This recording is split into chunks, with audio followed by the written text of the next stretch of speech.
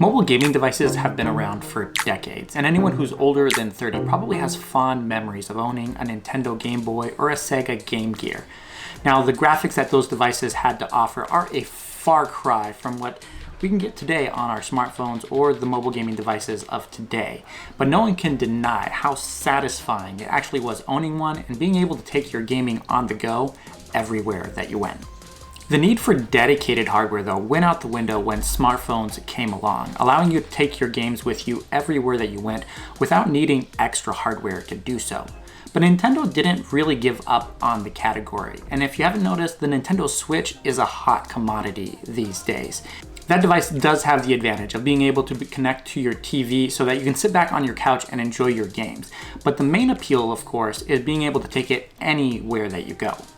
In order to pull this off, Nintendo used a Tegra chipset from Nvidia, one that was originally intended to be used inside of smartphones.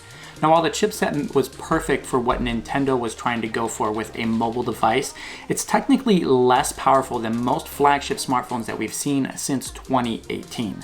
So if the Nintendo Switch is technically inferior to most modern-day flagship smartphones, why is it still a must-have device? Nintendo's game selection for the Switch is probably the biggest draw to the platform, but a lot of credit needs to be given to Nintendo for the Joy-Con controllers, which set it apart from most Android devices. Now, Android has addressed that second issue by allowing you to connect third-party Gamepad controllers to your smartphone or tablet for a more immersive gaming experience. But if you truly want something that's going to rival what you get on the Nintendo Switch, the new Razer Kishi is definitely the way to go. At first glance, the Kishi looks like any other Bluetooth controller for your smartphone, but Razer has built a unique device that actually plugs in directly into any smartphone with a USB-C port. Simply squeeze the clamps on the back of the Kishi and the device will expand so that it can fit nearly any Android device imaginable.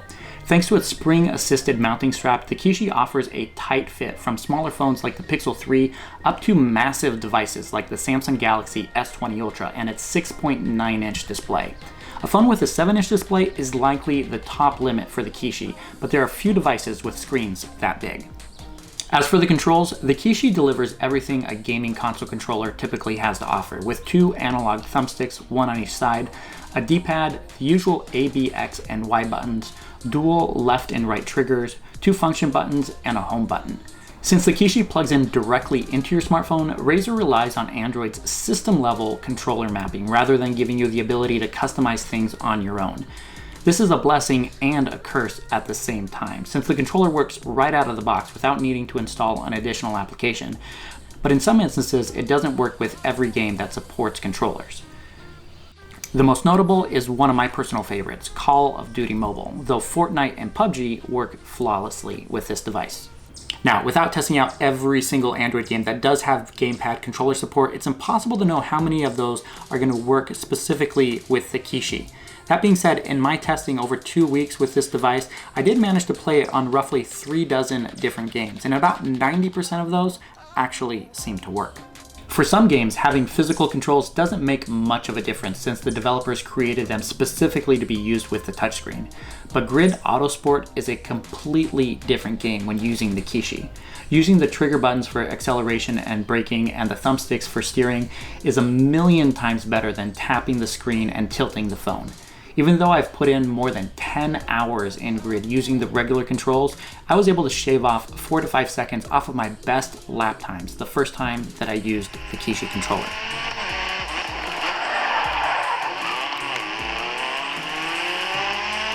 The Gamepad also works flawlessly with all the new game streaming services that have been rolling out as of late.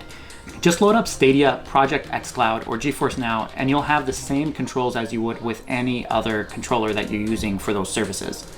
In fact, since the Kishi plugs in directly into your smartphone via the USB-C connection, you don't have to contend with those added few milliseconds of delay that you get with any other Bluetooth controller. Now, it's doubtful that you'll ever really be able to notice the difference, but it's there nonetheless. Using the Kishi, I found myself playing Stadia a lot more often on my smartphone rather than going down to the living room and sitting in front of my large screen TV. Yes, Stadia and other game streaming services still have their issues and drawbacks, but I'd say the Kishi is the perfect companion if you're into game streaming on your smartphone. Overall, the build quality of the Kishi is really good, and the gamepad feels really comfortable for long gaming sessions. Considering how light it is, it actually feels really solid. The buttons are a little bit mushy, but they still feel a lot better than any other Bluetooth gamepad that I've used for a smartphone over the last 5 years.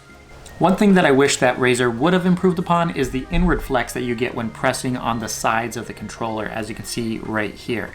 It honestly has no effect on gameplay or the usability of the device, but it's still something that I find a little bit annoying. There are plenty of gamepads out there that promise to turn your smartphone into the perfect handheld gaming device, but very few of them actually live up to that promise.